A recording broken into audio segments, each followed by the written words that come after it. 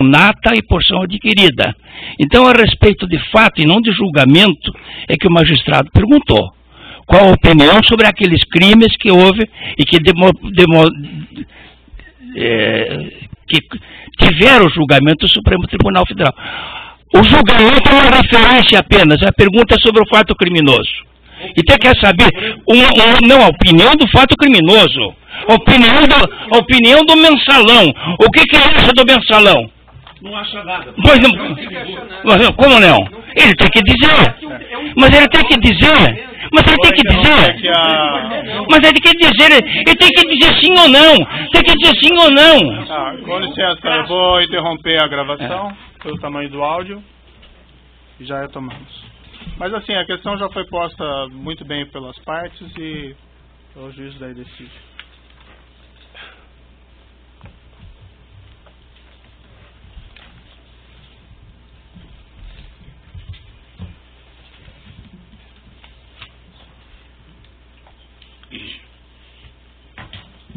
Então, prosseguindo nesse processo, ação penal 504.65.294, então foram ouvidas as partes e assim o juiz coloca isso de maneira muito clara. Quem vai julgar esse processo é o juiz. E o juiz consigna que entende relevante as relações e atitudes do senhor ex-presidente em relação aos seus subordinados e assessores. Daí as indagações sobre esse caso específico. Se o senhor ex-presidente não quiser responder, ou entender que não tem condições de responder, ou que não quer responder, ele tem o direito ao silêncio. Certo? Então, resolvida a questão. Vocês podem repetir a pergunta? Porque eu não fiz a pergunta, eu não pude ainda fazer a pergunta porque os defensores não deixaram, mas eu posso prosseguir. Foi feita a pergunta, a impugnação é à luz da pergunta de vocês. Parece até incompreensível, eu não consegui compreender. Eu fiz as afirmações e uma linha de perguntas que eu vou iniciar, mas foi interrompido pelos defensores com suas questões. Eu imagino que as questões sejam resolvidas, podemos ir adiante, certo? Senhor ex-presidente, o senhor deu uma entrevista em 2005, 9 semanas após esse escândalo mensalão, a uma jornalista brasileira que trabalhava na França, Melissa Monteiro, que passou no Fantástico. Essa entrevista é disponível, inclusive, na rede mundial de computadores e se encontra juntada nos autos. Na ocasião, o senhor disse o seguinte, e aqui citando com aspas: nós precisamos aproveitar esse momento que está acontecendo no Brasil para sermos mais duros, para criarmos mais mecanismos de proteção do Estado brasileiro. E vamos fazer, gostar quem gostar, doa quem doer.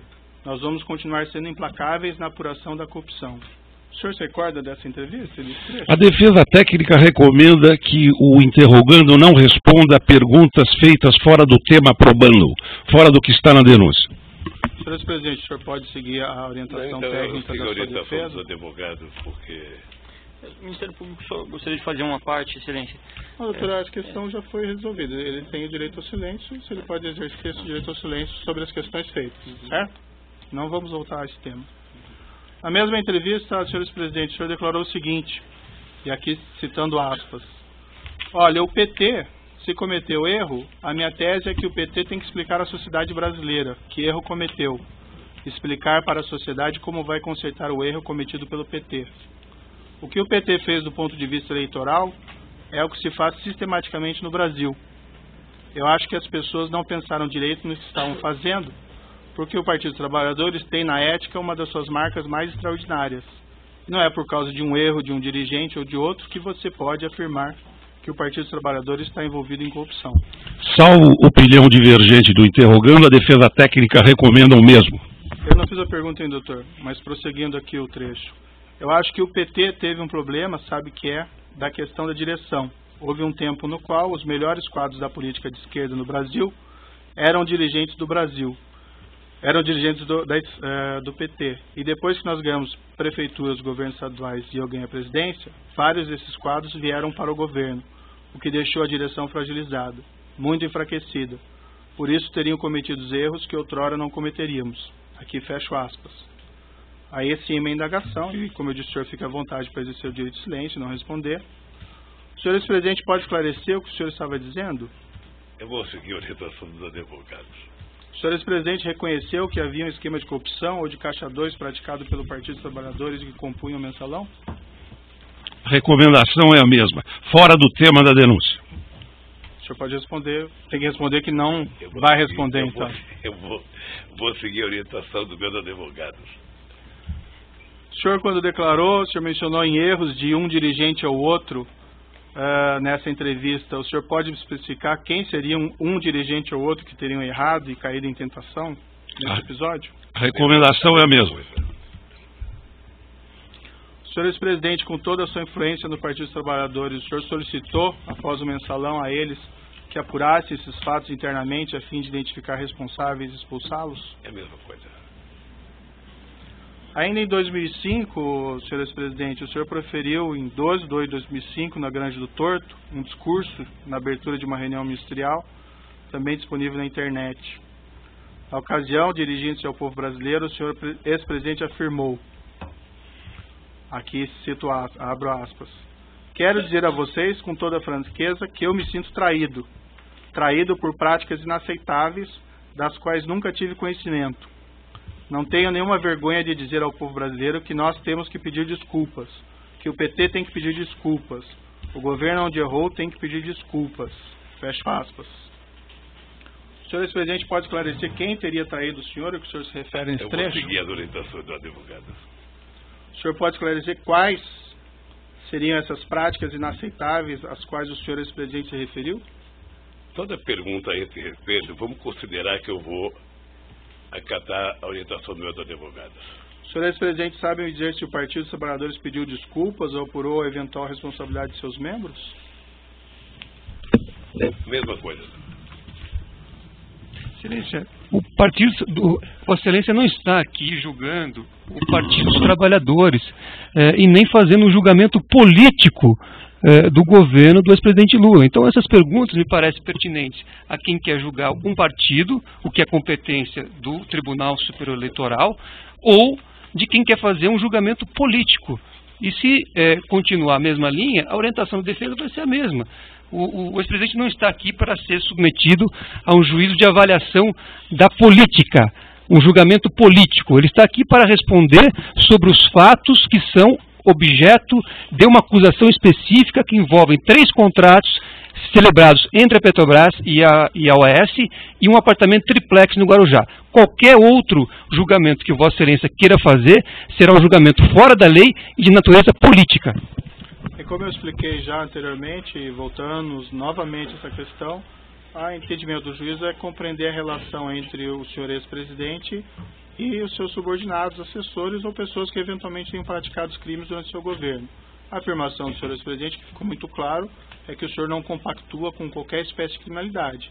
Daí a necessidade que eu entendi aqui de fazer essas perguntas para obter esclarecimento sobre esses seus pronunciamentos anteriores a respeito de fatos aqui criminosos, certo? Mas o senhor fique bastante à vontade para seguir a orientação dos seus defensores e exercer o direito ao silêncio. Deixa eu só dizer uma coisa, doutor. Eu, na verdade, tenho horas e horas para falar sobre esse assunto. Uhum. Mas uma coisa que é importante ter claro é o seguinte. Isso já passou. Eu já fui julgado 3 vezes pelo povo brasileiro. Você se lembra como é que foi a campanha de 2006? A campanha de 2006, eu era triturado a cada debate da televisão sobre a corrupção. Sim. Eu fui eleito com 62% dos votos. Quando terminou o meu mandato, em outubro de 2010, quando a gente elegeu a presidenta Dilma, foi a outra aprovação minha. Mas em setembro, doutor Moro, eu alcancei 87% de bom e ótimo nas pesquisas de opinião pública, 10 de regular e apenas 3 de ruim péssimo, que deve ter sido no gabinete do Comitê dos Tucanos. Ou seja, então eu já fui julgado muitas vezes pelo meu jeito administrativo. Certo. Eu não posso ser julgado pelo Código de Processo Penal numa coisa que eu fui julgado politicamente 10 anos, 12 anos depois, ficar respondendo uma coisa que foi transitada em julgado, que é uma decisão, não é de uma primeira instância, de uma segunda, que vale tanto, mas da Suprema Corte, depois de 12 anos. Demorou 7 anos para ser julgado. E isso foi julgado, doutor, no meio da eleição de 2012. Uhum. E nós ganhamos a eleição em São Paulo. Certo. Então eu acho que eu já fui julgado tanto por isso. Mas a pergunta não são sobre pleitos eleitorais, senhor. Não, mas é sobre julgamento. É sobre julgamento, doutor. Não, eu já fui julgado. Não, veja, eu coloquei já fui claro julgado. que o senhor ex-presidente nem foi acusado por esses fatos. Eu só quero entender a sua relação e as suas atitudes em relação desses fatos, doutor, que isso pode ser relevante aqui para o julgamento desse processo. Doutor, eu não estou sendo julgado pela minha relação com qualquer subordinado. Eu não estou sendo julgado por isso. A relação é de cada um. Perfeito. A sua relação com o seu pessoal, obviamente que é sua. A de um advogado é dele. A minha é minha. Quando um político comete um erro, ele é julgado pelo povo. Ele não é julgado pelo processo de Código Penal, ele é julgado pelo povo. E eu fui julgado várias vezes pelo povo. Perfeito.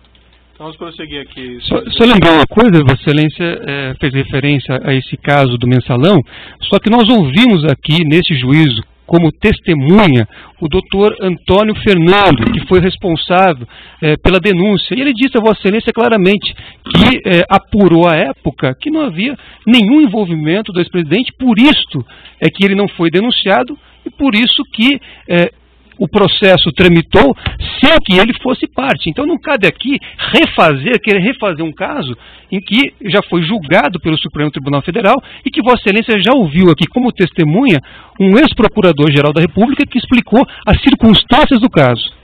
Certo, acho que o doutor não entendeu minhas questões, que eu coloquei muito claro desde o início que não fazia nenhuma acusação nesse sentido. Mas, enfim, é a questão de entender a relação do senhor e as suas atitudes em relação a esses fatos. Mas eu sigo aqui nas perguntas. Respondendo a perguntas da autoridade policial na fase de investigação, o senhor ex-presidente afirmou o seguinte, e aqui eu abro aspas.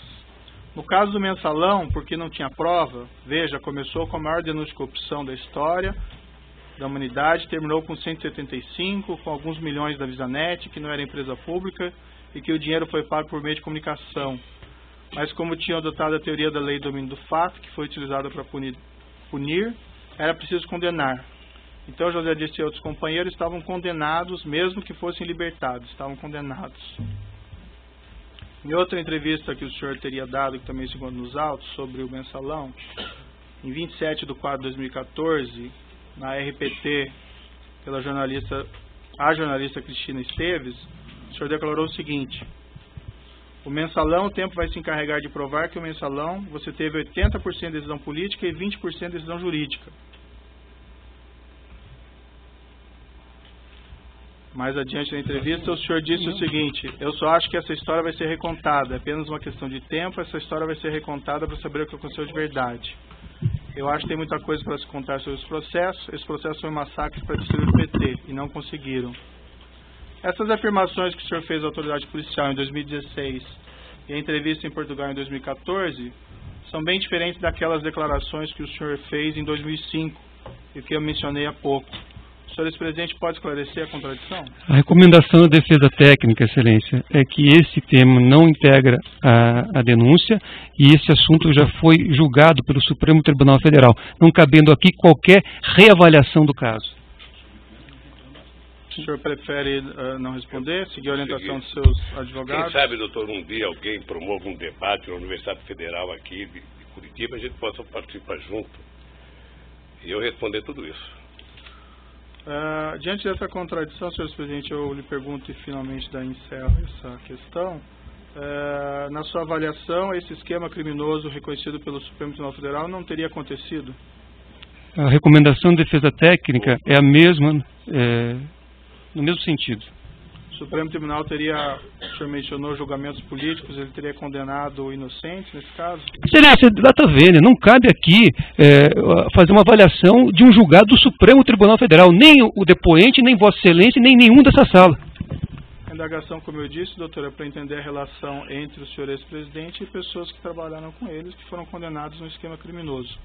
Excelência, como já disse aqui o ex-presidente, cada pessoa responde por sua conduta. Então, se na época o Procurador-Geral da República fez uma investigação e não apurou nada em relação ao ex-presidente, porque ele não tinha praticado nenhum crime, então não cabe aqui voltarmos a esse assunto. Esse assunto já está transitado em julgado por uma decisão do Supremo Tribunal Federal.